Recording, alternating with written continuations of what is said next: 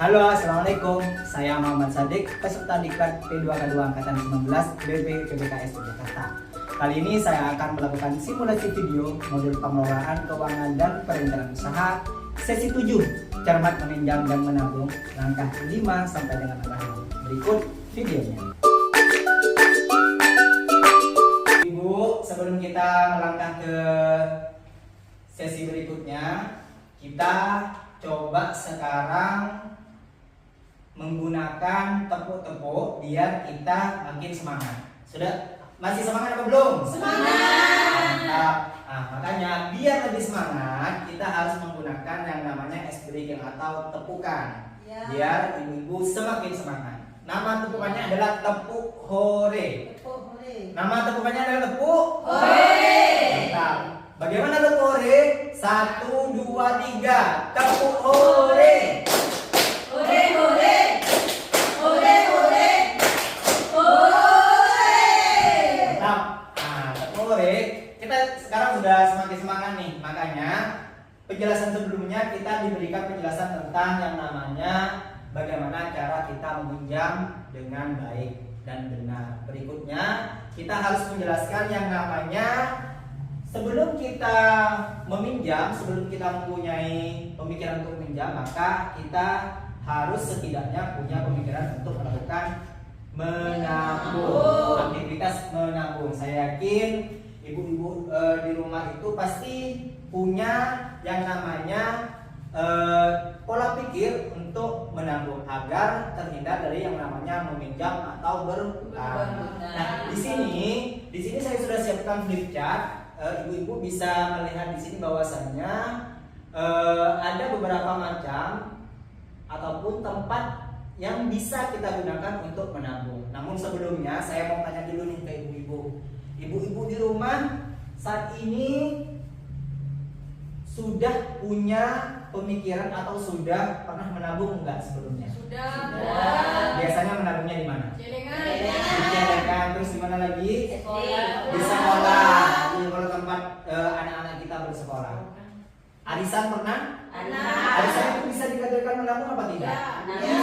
Karena uang kita tidak hilang, bisa Ya. dikatakan sebagai menabung. Di sini juga kita bisa melihat di buku yang ibu-ibu pegang itu bahwasannya beberapa tempat untuk kita menabung itu pasti ada kelebihan dan kekurangannya. Makanya saya akan coba jelaskan di sini, ibu-ibu. Di sini saya sudah membaginya dengan 6 tempat. Di sini juga kita bisa melihat ada kekurangan dan kelebihan masing-masing tempat menabung. Yang pertama dari segi lokasi, dari setoran, bisa diambil sewaktu-waktu atau tidak, ada biaya administrasinya, mendapat suku bunga ataupun ada risiko dicuri. Makanya kita harus melakukan pertimbangan dari beberapa macam tempat menabung yang sudah dijelaskan di sini. Yang pertama, ada apa ini Ibu? Namanya Ibu siapa? Bu Bibi. Ini dari kita bisa menabung di rumah atau celengan. Lokasinya kan kita tidak bisa pindah-pindah Bu Bibi ya, tetap di rumah. Berarti lokasinya mudah jangkau atau tidak? Mudah. Makanya dikasih tanda tentang. Setorannya harus rutin apa tidak? Ya, karena di rumah jadi kita itu sesuka hati. Iya, sisa-sisa belanja. Mantap, mantap. Bisa diambil sewaktu-waktu atau tidak? Bisa. Karena di rumah bisa langsung diambil sewaktu-waktu. Ada biaya administrasinya? Tidak. Mendapat bunga? Tidak. Ada risiko dicuri? Ada. Biasanya siapa? Bukan dicuri, kadang dipakai sendiri. Nah, di sini juga dijelaskan terkait ada juga di sekolah anak lokasinya. Nah, bisa ibu-ibu di sini saya coba bandingkan antara di koperasi dengan yang ada di bank pasar paling bawah. Kita fokusnya kedua ini karena kalau di atas ini teman-teman ibu-ibu sudah bisa lihat. Di sini sudah kalau misalnya terbang biru itu berarti bisa, kalau yang merah berarti tidak bisa. Di sini saya coba bandingkan dua ini, koperasi dan bank pasar. Di koperasi itu lokasinya pasti mudah dijangkau. Biasanya koperasi itu di tempat-tempat terdekat. Itu koperasi pasti ada. Setelah itu ada setorannya harus rutin kalau koperasi. Karena tidak mungkin masing-masing anggota koperasi itu tidak sama setorannya. Pasti setoran awal dan setoran tiap bulan ataupun tiap periode itu pasti sama. Bisa diambil sewaktu-waktu bisa, Karena di koperasi itu biasanya ada akad sebelumnya. Pasti ada yang namanya tanda tangan perjanjian di awal. Setelah itu ada biaya administrasi ada, mendapatkan bunga di koperasi ada, dan ada risiko dituri tidak ada. Karena koperasi itu sifatnya sudah badan hukum, pasti ada, sudah resmi, pasti ada perlindungannya. Nah, kalau dibandingkan dengan bank pasar, biasanya ini kan tingkatnya per kecamatan. Jadi lokasinya pasti jauh dari tempat tinggal ibu-ibu. Berikut pun harus rutininya, kadang tidak. Karena kalau di pasar itu biasanya yang mungkin adalah orang-orang yang sering ataupun orang-orang yang punya kios ataupun punya warung di pasar. Kalau ibu-ibu kan tidak punya warung, jadi ke pasarnya itu tidak tiap hari. Bisa diambil sewaktu-waktu, bisa ada administrasinya ada, dan mendapat bunga juga mendapat bunga, ada risiko dicuri juga tidak. Karena bank pasar itu risiko dicurinya itu lebih kecil karena banknya itu juga termasuk bank yang sudah dilindungi oleh pemerintah.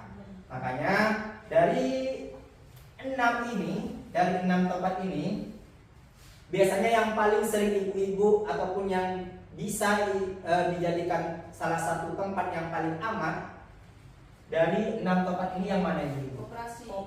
Koperasi ya. Makanya di koperasi itu, kenapa koperasi itu banyak ataupun koperasi itu sering kali ditawarkan, karena koperasi itu merupakan salah satu tempat menabung yang paling aman. Makanya mulai sekarang ketika ibu-ibu mau menabung, silakan pilih sesuai dengan keinginan ibu. Bisa di rumah ataupun bisa di koperasi. Oke, ibu-ibu, selanjutnya kita akan menonton film. Sebelumnya saya akan kasih penjelasan dulu bahwasannya di film ini ibu-ibu bisa lihat bagaimana film tersebut, isi dari film tersebut. Jadi nanti setelah melihat isi film, saya akan bertanya kepada ibu-ibu. Paham ibu-ibu? Nah, berikut saya coba putarkan filmnya.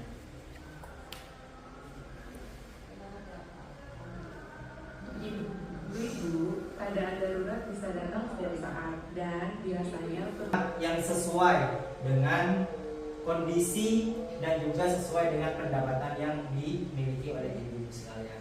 Dari film tersebut, selain yang sudah saya jelaskan tadi, ada lagi hal-hal yang harus diperhatikan. Apa saja itu?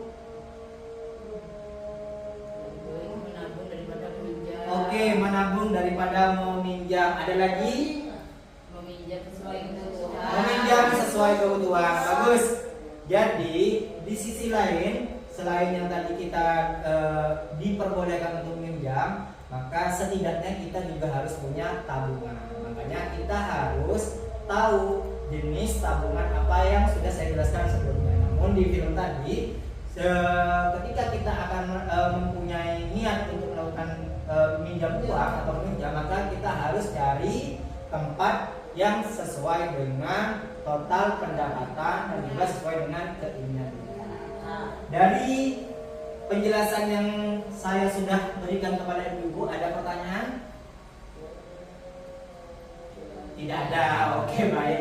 Gak apa-apa. Kalau berarti apa yang sudah saya sampaikan sudah jelas bahwasannya dalam kehidupan kita harus, yang pertama kali yang kita penuhi adalah kebutuhan daripada keinginan.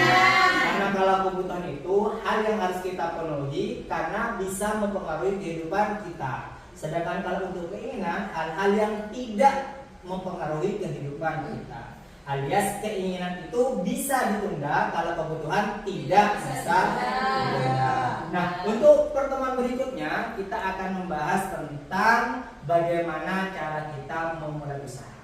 Tapi itu nanti di pertemuan selanjutnya. Untuk pertemuan hari ini, insya Allah bermanfaat bagi kehidupan ibu-ibu sekalian. Terima kasih atas kehadirannya. Mudah-mudahan kita diberi kesempatan untuk bisa bertemu lagi di pertemuan berikutnya. Terima kasih. Wassalamualaikum warahmatullahi wabarakatuh. Waalaikumsalam.